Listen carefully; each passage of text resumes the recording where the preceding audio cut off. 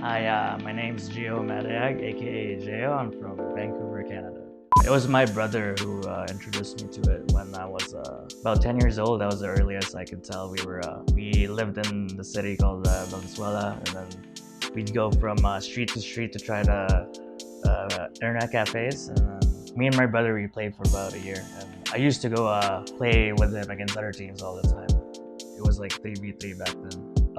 It was a long time in the process. I think when I was still young, when I was 5, my mom already thought about moving because my father's family was actually from America, the US. We were gonna move there, but then my mom decided that she wanted to try out Canada, and it was a long, lengthy process. But then finally, when I was about 12 years old, we finally got our paper documents approved, and we immigrated to Canada. I wasn't really trying to pursue or anything. There wasn't really a scene back then, or I was just playing for fun. I still played it after school. I played in Garena, Battle.net. After a while, I remember. I think the first competitive game I saw was Mouse Sports versus King Serve. Those are some really like old school names. My first competitive team for Dota 2 was Team Fire, who eventually became Complexity. I played with these guys from Dota 1. It was actually Fluff and stuff who gave me my beta key, and then he kind of just like hit me up to go serious about this, play as a team, put hours into it. And then there was this weekly tournament in NADota.com that they hosted. It was called SECS. It was a weekly cup where top bracket style, like a single elim, and then top prize gets like $100, and $100 gets split up by 5 people. We started gaining confidence once we started winning that, and then eventually carried on to greater heights. I was at TI for Complexity. We had a good run in the group stage. We ended up placing second, but then we fell short in the playoffs.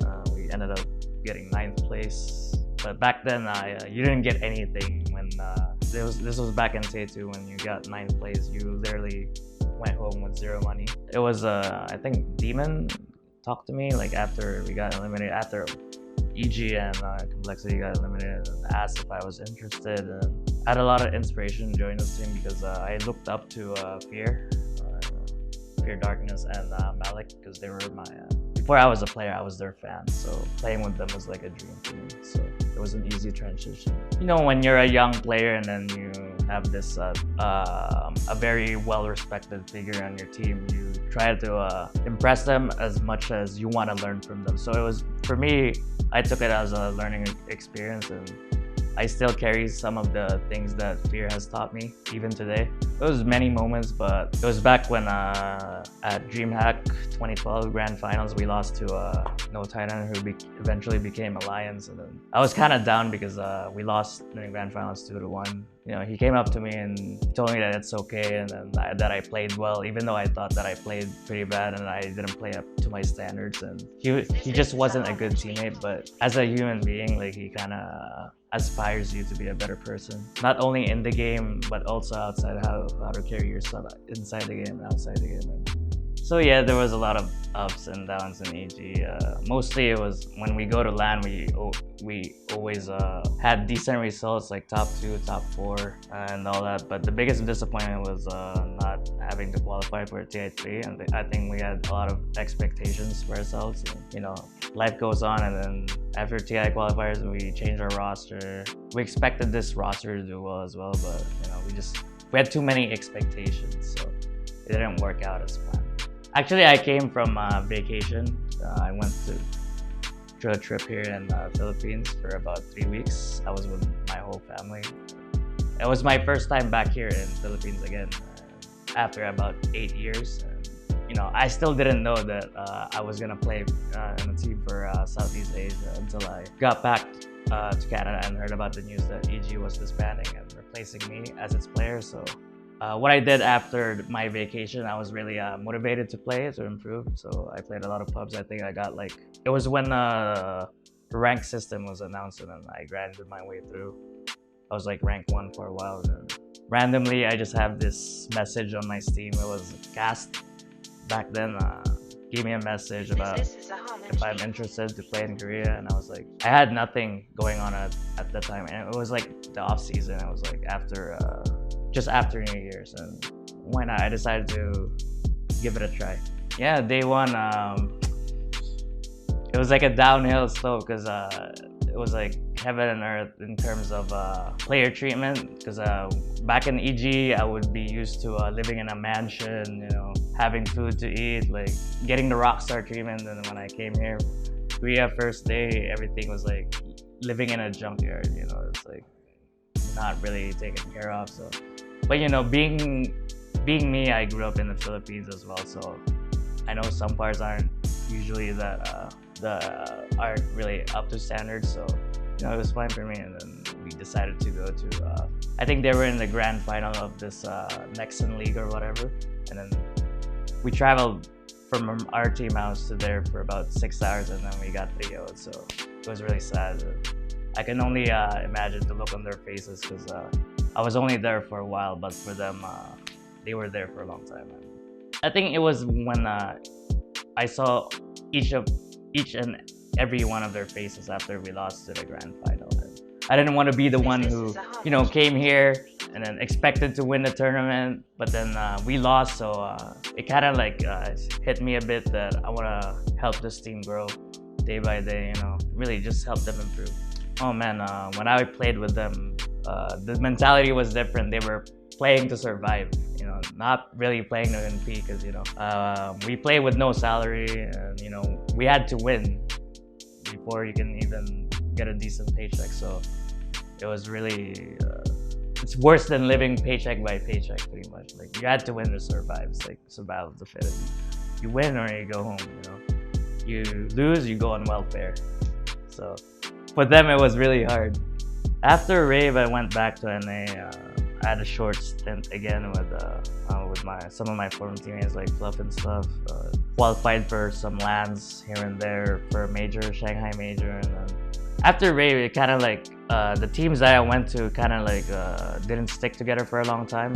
You know, set the bar too high. When we didn't get the result we expected, it kind of like just went our separate ways. I think it means everything. Like, judging from the experience I had from the teams I've been successful with, like let's say Complexity or Rave, we always thought about the long-term solutions, not the short-term solutions, like replacing a player and all that. We always thought that if we stick together, work hard, and then, you know, stay true and then put in the effort actually needed and stay positive, that eventually you'll get what's coming. Like, there's no story in this in the Dota scene where the laziest just comes out on top. Like, you know, hard work will beat skill any time of the day. When, you know, when your skill starts being lazy, it starts not working. You know?